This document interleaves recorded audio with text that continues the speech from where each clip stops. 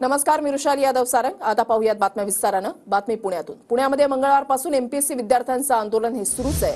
रोहित पवार काल रात्रीपासून आंदोलनस्थळी आहेत। अजित पवार गटाच्या रुपाली पाटील सुद्धा आंदोलनस्थळी पोहोचलेले आहेत। दुसरीकडे विद्यार्थ्यांच्या मागण्यांवर एमपीएससी आयोगाची 11 वाजल्यापासून बैठक सुरू आहे। आयोगाचे अध्यक्ष, सचिव आणि 4 सदस्यांमध्ये बैठक सुरू झाली आहे। आयबीपीएसची परीक्षा, एमपीएससीची पूर्वपरीक्षा एकाच दिवशी आलेली आहे आणि त्यावर सध्या चर्चा सुरू आहे। एखादी परीक्षा पुढे ढकला अशी विद्यार्थ्यांची मागणी आहे। कृषी पदांची परीक्षा राज्यसेवेमध्ये समाविष्ट करण्याच्या मागणीवर सुद्धा सध्या चर्चा बैठकीमध्ये सुरू असल्याची माहिती मिळते। पुण्यामधली दृश्य आपण या ठिकाणी पाहताय। रोहित पवार यांनी माध्यमांना प्रतिक्रिया देताना असं म्हटलंय की या ठिकाणी 30,000 विद्यार्थी जमलेले आहेत। हा आकडा वाढू शकतो, हा आकडा 1 लाखांपर्यंत जाऊ शकतो। राजकीय प्रतिक्रिया सुद्धा आता या आंदोलनावर उमटू लागलेल्या आहेत।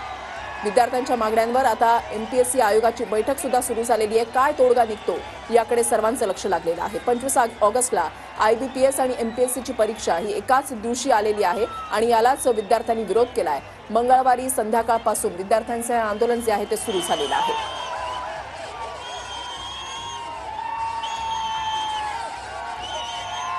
या परिसरामध्ये बॅरिकेटिंग पोलिसांकडून लावण्यात आलेलं होतं, मात्र काही वेळापूर्वी हे बॅरिकेटिंग जे आहे ते काढण्यात आलेले आहे। हा पूर्ण रस्ता जो आहे तो विद्यार्थ्यांनी संपूर्ण भरून गेलेला आहे।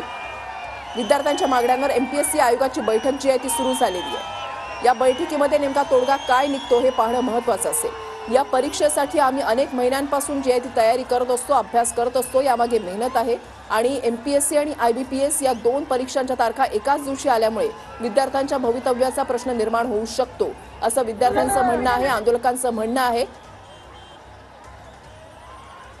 तर काही वेळापूर्वीची दृश्य आपण या ठिकाणी पाहताय। आंदोलक आणि पोलीस यांच्यामध्ये बाचाबाची काहीशी झालेली होती, त्यावेळची दृश्य आपण या ठिकाणी पाहताय आणि आंदोलनस्थळी विद्यार्थी जे जमा झालेले आहेत तीही दृश्य।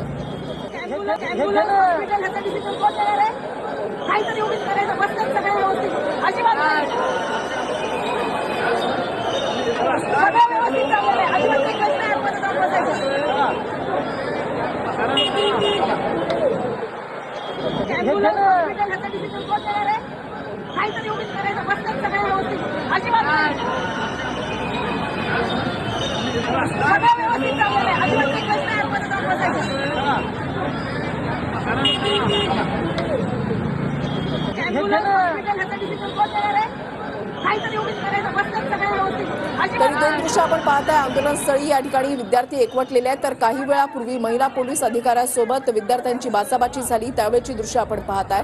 पुण्यामध्ये एमपीएससी आंदोलक आणि पोलिसांमध्ये हुज्जत झाल्याचं या ठिकाणी पाहायला मिळालं। हा संपूर्ण रस्ता जो आहे तो जाम झालेला आहे। विद्यार्थी आंदोलन करतायत, विद्यार्थी आक्रमक झाले।